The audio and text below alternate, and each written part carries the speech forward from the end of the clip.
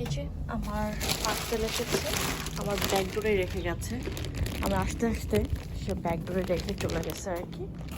তো আমার মনে হয় আমি শিনের পার্সেলটা চলে এসেছে। দেখি, এখন তো শেয়ার করতে পারবো না শিনের পার্সেলটা। আমার জব আছে, তো জব থেকে আসার পর ইনশাল্লাহ শেয়ার করবো। মোটামুটি বড় একটা পার্সেল আর কি। এইদিকে গতকালকে আমি এই ফুড কন্টেনারগুলো কিনেছি, এগুলো এখন ওয়াশ করে নেব, এর জন্য প্যাকেট থেকে খুলে নিয়েছি। আসলে এগুলো আমার এখন ইউজ করা শুরু করতে হবে। রান্না করার পরে এখানে খাবার রেখে আমি ফ্রিজ আপ করতে পারবো। তবে প্লাস্টিকের ফুড কন্টেনার কেনার আগে অবশ্যই আপনারা খেয়াল রাখবেন এটা যেন বিপিএ ফ্রি হয়, সাথে যদি মাইক্রোওয়েভ সেফ, ডিশওয়াশার সেফ এবং ফ্রিজার সেফ হয় এটাও খেয়াল রাখবেন। সত্যি কথা বলতে প্লাস্টিকের ফুড কন্টেনার কখনো শরীরের জন্য ভালো না, বাট এটা একটু হলেও ওয়ান টাইম ইউজ কন্টেনারের থেকে একটু ভালো হবে।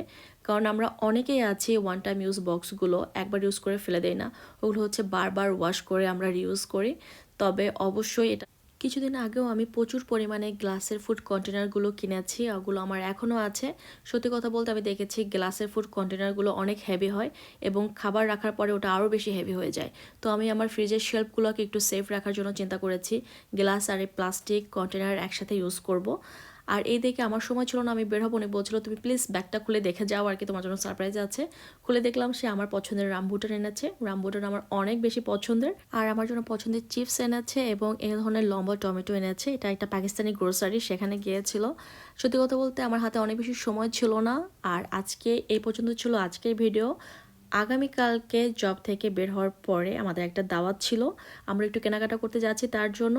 আর বাসায় এসে ফ্রেশ হয়ে রেডি হয়ে দাওয়াতে চলে এসেছি। আমার কাছেই এক বরাবর বাসায় দাওয়াত ছিল এবং আপা অনেক মজার মজার খাবার রান্না করেছেন। আলহামদুলিল্লাহ প্রত্যেকটা খাবার অনেক বেশি মজার ছিল, আমি তো দেখেই খুশি হয়ে গেছি। আর সব থেকে বেশি স্পেশাল ছিল আপার ভাইয়া গার্ডেনে পালং শাক বুনেছে, সে তার গাছের পালং শাক আমাদের জন্য রান্না করেছে। এটা এত বেশি মজা ছিল খেতে, কারণ নিজের হাতে লাগিয়ে সেটা রান্না করার মধ্যে একটা অন্যরকম আনন্দ কাজ করে। আর আমার পছন্দের সব ধরনের খাবার ছিল আলহামদুলিল্লাহ, আমি অনেক মজা করে খেয়েছি এবং অনেক ভালো সময় আমরা কাটিয়েছি একসাথে। এটা ছিল পরের দিন। আমি সব সময় আমরা ফ্রোজেন বাইরের মিক্সড ভেজিটেবলটা ইউজ করি। তো আমি দেখলাম যে বাসায় আমার অনেক ধরনের সবজি আছে, তো আমি চিন্তা করলাম তাহলে বাসায় কেন মিক্সড ভেজিটেবলটা বানিয়ে ফেলছি না। এবং যেই চিন্তা সেই কাজ, আমি সাথে সাথে কেটে সব সবজি মিলে একটা ফ্রোজেন ভেজিটেবল বানিয়ে ফেলেছি। এটা ছিল আমার সারপ্রাইজ বক্স। যদিও বক্সটা চকলেটের, বাট ভেতরে অনেক মজার খাবার আছে। আমার বাসায় আমার খুব পছন্দের এক ভাবি এসেছিলেন, সে আসার সময় আমার জন্য অনেক অনেক পিঠা বানিয়ে নিয়ে এসেছিলেন। আমরা অনেকগুলো পিঠা খেয়েছি, তারপর ওই এক বক্স রয়ে গেছে যেটা আমি ফ্রোজেন করে রেখেছিলাম। এখানে আছে ভাপা পিঠা, পুলি পিঠা। সত্যি কথা বলতে ভাপা পিঠা চা দিয়ে খেতে আমার খুব পছন্দ। তো আমি আমাদের দুজনের জন্য বিকালে চা খাওয়ার জন্য দুইটা ভাপা পিঠা আর পুলি পিঠা স্টিম করে নিচ্ছি। তবে ভাবি হলেন নরসিংদীর, তাদের এলাকায় এই পুলি পিঠার মধ্যে চাপা শুটকি ভর্তা দেয়, যেটা খেতে আসলে অনেক বেশি মজার। এটা ছিল পরের দিন। আমি জব থেকে বের হওয়ার পরে আমার হাতে একটু সময় ছিল, এর জন্য আমি একটু বাজার করতে এসেছি। হালকা পাতলা কিছু বাজার করেছি, দেখাচ্ছি কি বাজার করেছি। আমি দুটো মজার জিনিস কিনেছি আজকে, দেখাবো। এই তো আজকে মজার বিষয় হচ্ছে ধনে পাতা গাছ কিনেছি, মিন্ট গাছ কিনেছি। এগুলো কিনে গার্ডেনে রেখে দেবো।